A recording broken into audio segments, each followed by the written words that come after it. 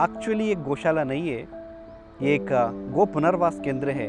हमारा मन में जब भी गौशाला का नाम आते हैं ये याद आते कि कोई स्वस्थ गाय घूम रहे, उनका सेवा चल रहे हैं। कोई जो भक्त है उनको चारा खिलाएंगे, गुड़ खिलाएंगे, उनका पूजा होंगे, आरती होंगे, उनका सम्मान करेंगे। बट गो पुनर्वास केंद्र में इसका साथ साथ और भी एक बहुत ही महत्वपूर्ण काम होते हैं। गौशाला का जैसे यहाँ पे स्वस्थ गाय नहीं आती है, यहाँ पे सबसे ज़्यादा हमारा पास बीमार और एक्सीडेंटल गाय ज़्यादा आती है।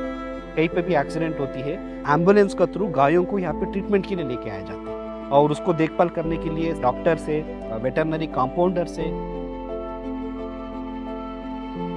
हरा चारा, गुड़, दलिया, मिनरल मिक्सचर, नमक, इस तरीके से सभी चीज़ों को प्रॉपरली मिक्स करके वो फीड करते हैं। It's a completely balanced meal for the cows. The ICU जो हमारा पास है, it has just basic facilities, उसको एक अपग्रेडेशन का ज़रूरत है। एंड अपार्ट फ्रॉम दैट यदि ज़्यादा गाय होंगे तो आईसीयू भी बढ़ाना पड़ेगा हमें। इसी के साथ साथ हमको पूरी गौशाला की सेवा करने के लिए, इनका इलाज करने के लिए आए दिन कुछ ना कुछ दवाइयों की जरूरत पड़ती रहती है।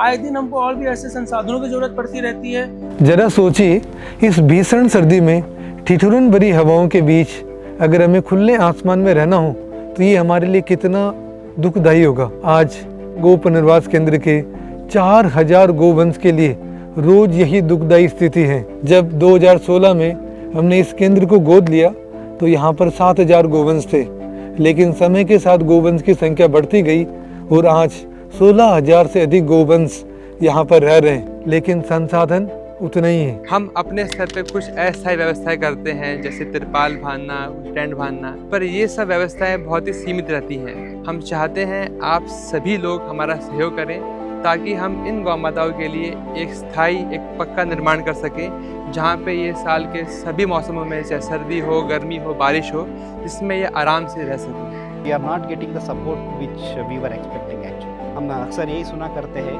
कि गायों को एक गो माता कहा जाता है। ऐसे हमारा मदर है, यदि कहीं बीमार है, कहीं परेशानी में है, तो हम सुखी नहीं रह सकते।